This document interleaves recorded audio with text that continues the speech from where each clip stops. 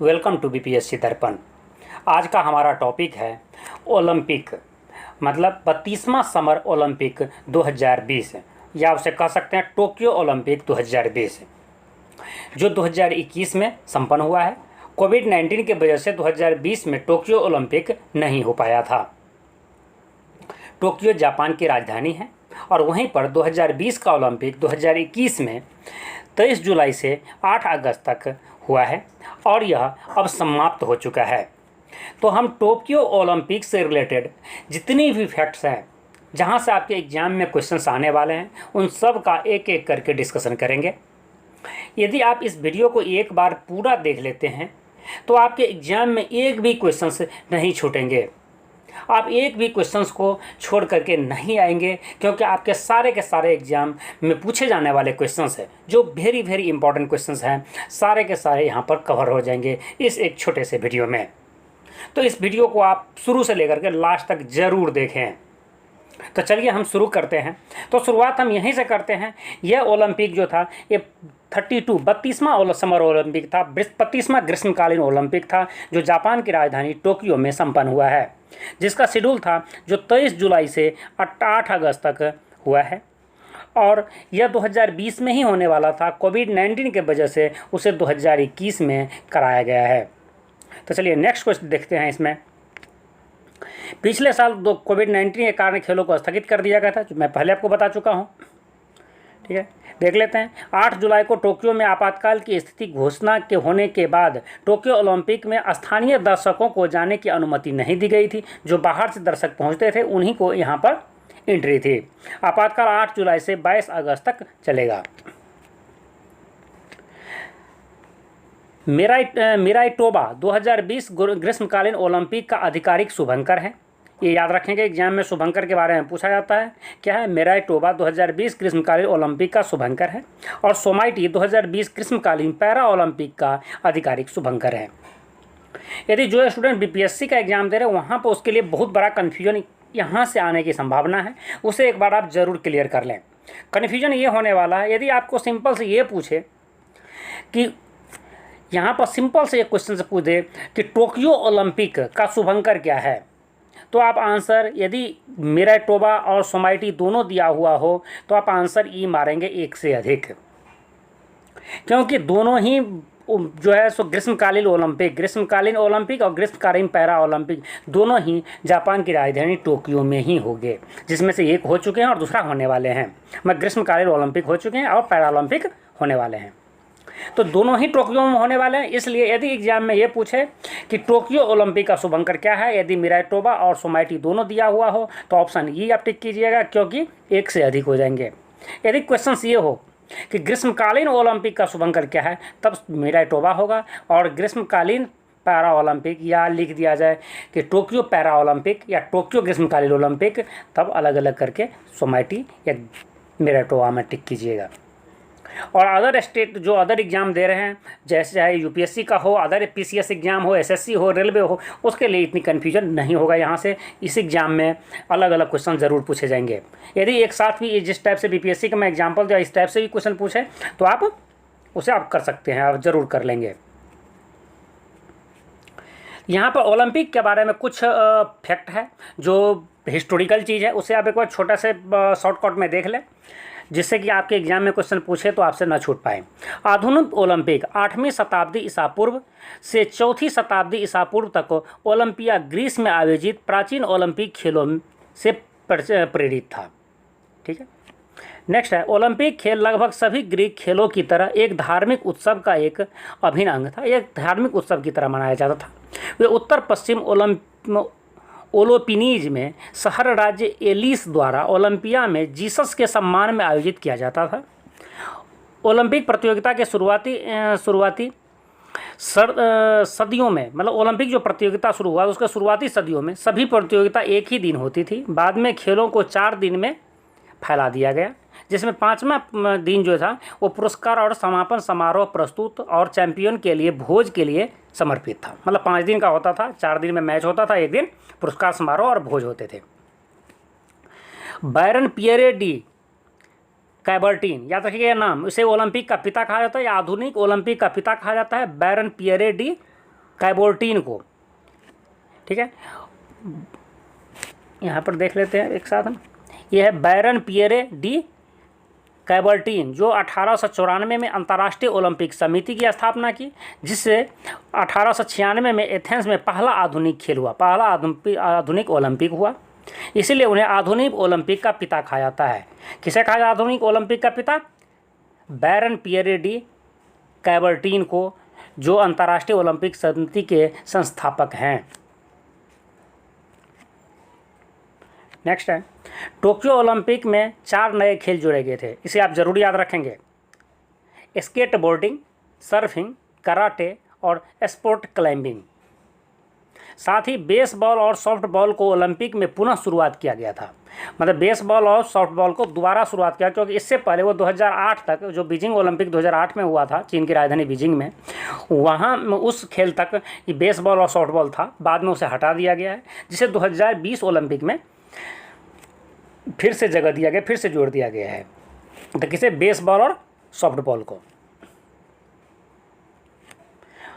Olympic खेलों के आदर्श वाक्य में अब अधिक तेज, उच्चतर और अधिक मजबूत के साथ एकजुट भी जोड़ दिया गया है।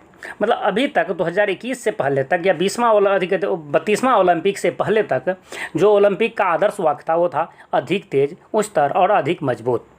यदि जैसे इंग्लिश में आप देखें फास्टर, हायर, स्ट्रॉन्गर था, ठीक है। लेकिन ये जो 32वां ओलंपिक टोक्यो ओलंपिक हुआ है, इसमें उसे एक वर्ड और जोड़ दिया गया, जिसका नाम है एकजुटता, टुगेदर, ठीक है। अब आगे देख लेते हैं और क्या लिखा है। पहले ओलंपिक का आदर्श वाक्य 3 लैटिन शब्द सिटियस, अल्टियस और फोर्टियस से बना था, जिसके हिंदी में मायने हैं अधिक तेज, उच्चतर और अधिक मजबूत। अब इसमें कम्युनिस मतलब एकजुट भी जोड़ दिया गया है। एक्चुअली ये वर्ड जो सिटियस, अल्टियस और फोर्टियस, वो जो लैटिन वर्ड है, हिंदी में इसका मतलब आप समझिए अधिक तेज, उच्चतर और अधिक मजबूत, और इंग्लिश में इसका मतलब होता है फास्टर, हायर, स्ट्रॉन्गर, और जो एक जोड़ दिए गए हैं वो है टुगेदर। ओलंपिक 2020 के तहत कुल 206 देश के मध्य 33 प्रतिस्पर्धाएँ आयोजित की गई, और उसके लिए 42 स्थानों पर 339 अलग अलग मैच आयोजित किए गए थे। तो यहाँ से भी फैक्ट है, टोटल 200 देश, इसमें 206 देश उसमें भाग लिए थे, और 206 देश और 33 प्रतिस्पर्धा हुआ था, और जिसमें 42 स्थान पर हुए थे, और 339 अलग अलग मैच खेले गए थे इसमें। ओलंपिक खेलों में महिलाओं ने पहली बार भाग लेने के 1 सदी से भी अधिक समय बाद महिला एथलीटों की संख्या आखिरकार टोक्यो 2020 में पुरुषों के बराबर थी। मतलब 49% के आसपास जो है सो महिलाओं की संख्या थी पहली बार इसमें। अब महिला की बात आई तो यहाँ देख लेते हैं थोड़ा सा। एथेंस 1896 में आधुनिक युग का पहला ओलंपिक खेल हुआ था, आपको पता ही चुके थे, पहले भी बता चुके हैं। महिलाओं ने 1900 में पेरिस में पहली बार ओलंपिक में भाग लिया था। पहली बार महिला जो ओलंपिक में भाग लिया था 1900 ईस्वी में, जो पेरिस में ओलंपिक हुआ था, जिसमें 22 महिला एथलीट ने भाग लिया था। कुल उसमें जो है 997 प्रतियोगी भाग लिए थे। उन जो आप 22 को परसेंटेज में निकालेंगे तो 997 का जो 22% में 2.2% हुआ, जिसमें केवल 2 महिला इवेंट्स हुए थे, टेनिस और गोल्फ।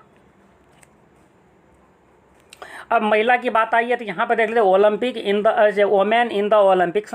महिला जो है तो ओलंपिक में कहाँ कहाँ कब कितने प्रतिशत से पुरुषों के साथ मैच खेले हैं, तो देखते हैं यहाँ पर। सिडनी ओलंपिक जो 2000 में हुआ, वहाँ 38.2% महिला ने भाग लिया था।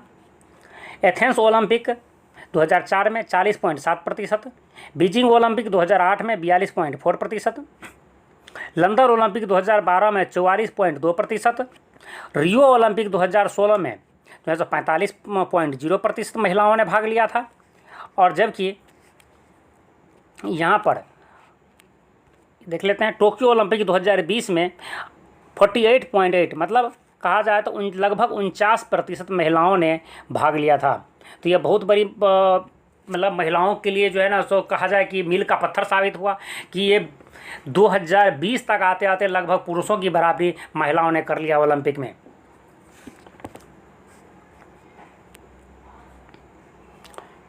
नेक्स्ट देखते हैं। देखिए यहीं पर यही 48.8% फीमेल एथलीट्स हैं, आईओसी के उद्घाटन समारोह के दौरान एक पुरुष और एक महिला एथलीट को संयुक्त रूप से अपना झंडा ले जाने का अनुमति देने के लिए अपने नियमों में भी बदलाव किया गया।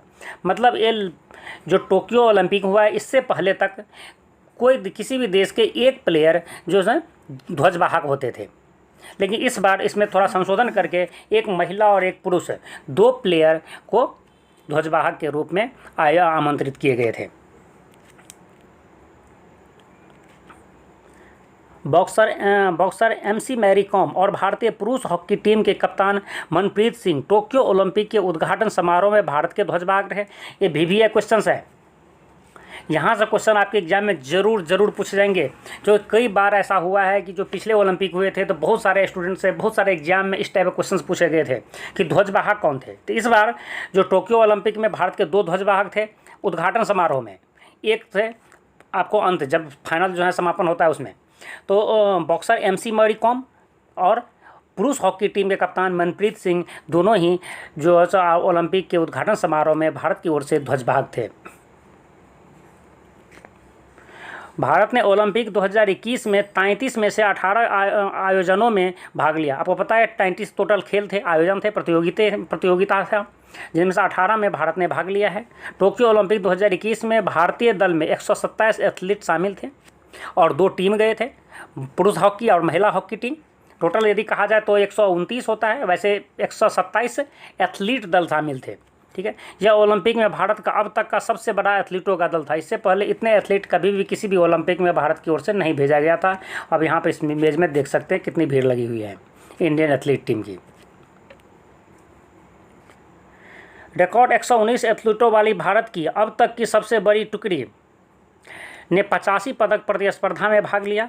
इन दलों में कई प्रथम हैं। भारत का निशानेबाजी दल 15 प्रतिस्पर्धियों के साथ अब तक का सबसे बड़ा दल था। ठीक है, 4 नाविकों के साथ देश की नौकायान टीम अब तक की सबसे बड़ी है।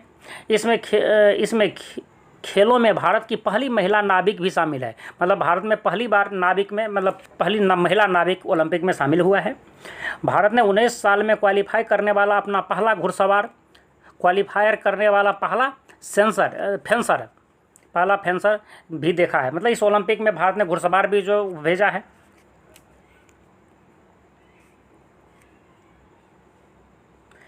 पवन सिंह टोक्यो ओलंपिक में निशानेबाजी के लिए पहले भारतीय जूरी सदस्य बने हैं। ये भी VVI क्वेश्चंस है।